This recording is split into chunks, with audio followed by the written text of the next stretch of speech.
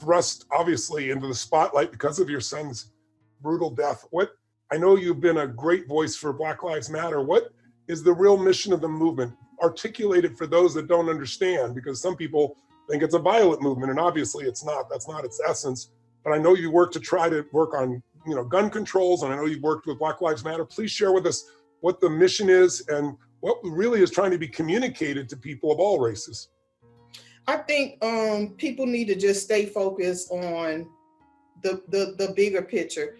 And I think had it not been the videotape in George Floyd's tragic death, we wouldn't see so much of the uprise, because people tend to think that, what did he do to cause this to happen to him? Well, we saw in the video that it was nothing that he did. He complied. He was handcuffed. We didn't see a struggle. We didn't see, him resisting arrest. We didn't see all of those things, because they never happened. People always try to justify somebody's death. And even in my son's case, they try to justify their death.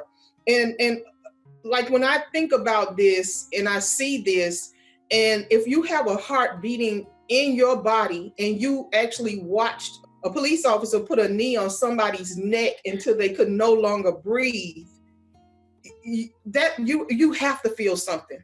You have to feel something within you that say, this is wrong.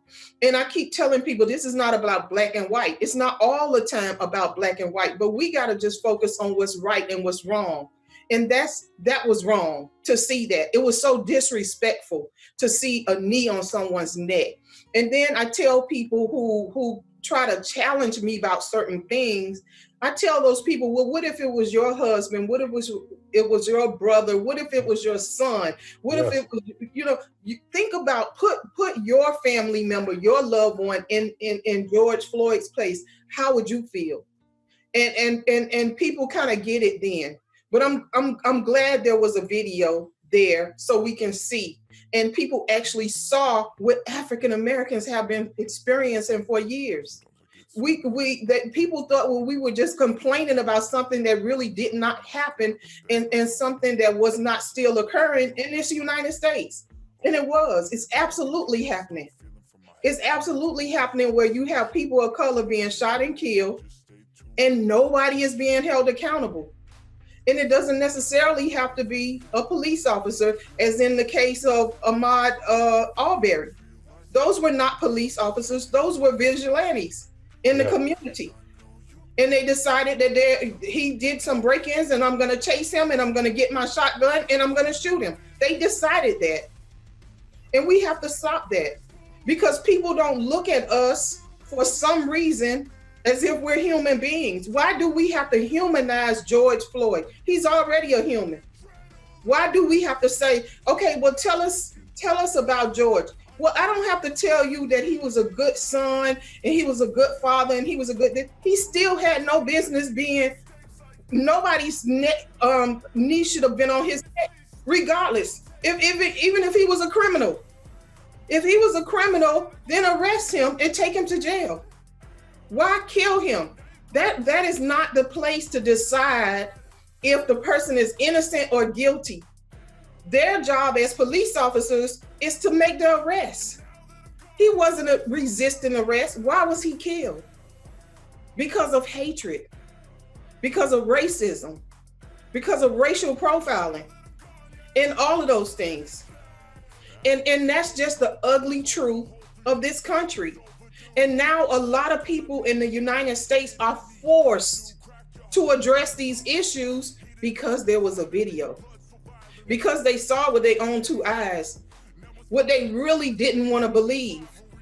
What we keep complaining about, what we keep bringing to the forefront, other people want to ignore, as if it didn't occur, because it didn't happen to me, it didn't happen to my family, it didn't happen in my community, therefore it didn't happen. Well, the ugly truth came out with George Floyd. People were able to see what African Americans have been experiencing for years. I talk to so many people of white people, and very often they just don't understand because they don't have an experience. I always tell people a belief is a poor substitute for an experience. You can believe something about China, you go to China, you believe something about person of a different race or religion or background, but then you have the experience of them. I mean, again, Scott Shepard and Daryl Davis are a perfect example of that. That they got to know each other as humans. What do you see as the solution? And what I try to say to my friends and people who don't have an experience, I have friends of all colors, races, backgrounds, countries. I traveled 100 countries, doing my work. So I see people in every culture. But what they don't understand is the experience of literally when that police officer's behind them, a person being deathly afraid that they could die or that their son or their daughter can't. So what do you want white America to understand and appreciate that they've never appreciated before, that this moment maybe gives them an opportunity to do so, that their hearts are called to, so their souls are called to, and so we put an end to this? I think what's happening now is African Americans usually talk to other African Americans, and we are talking to each other. We're preaching to the choir. We already know what we have to experience. We already know what our sons and daughters have to experience. But now it's other people that are able to see what we have been experiencing. And I think through that video, it kind of changed mindsets. And that's something that that's very necessary that we have to do. We got to change mindsets. We got to open up people's mind, and we can't just talk amongst ourselves about what we're experiencing. We have to talk to other people about what we're experiencing. People are never going to feel what we feel as African Americans, but you certainly can be compassionate. You can certainly support us based on what you saw. And so I know it's not going to change the world. I know it's not going to miraculously, change somebody's life and, oh, I'm changed forever. But at least we see progress with them standing together with us joining forces. People really didn't believe what was going on here in the United States. I visited Switzerland. I visited Africa. I visited. People don't really understand. They don't understand. They're like, really? Is that happening here? Yes, it's absolutely happening here. But a lot of people didn't believe it because they didn't see it. With that video, they were able to see it. They were able to see that this was a police officer who is supposed to protect and serve, is taking lives. He took a life. There was a loss of life.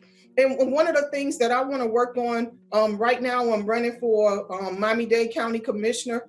Wow. And one of the things that I want to work on as a commissioner, I want people to join me, because when George Floyd was on the ground, deceased, I can guarantee you during that autopsy, they did a drug and alcohol testing on him, and they even did the COVID-19 virus testing on here, and they also did a background check. But what about the police officer with the gun? Did they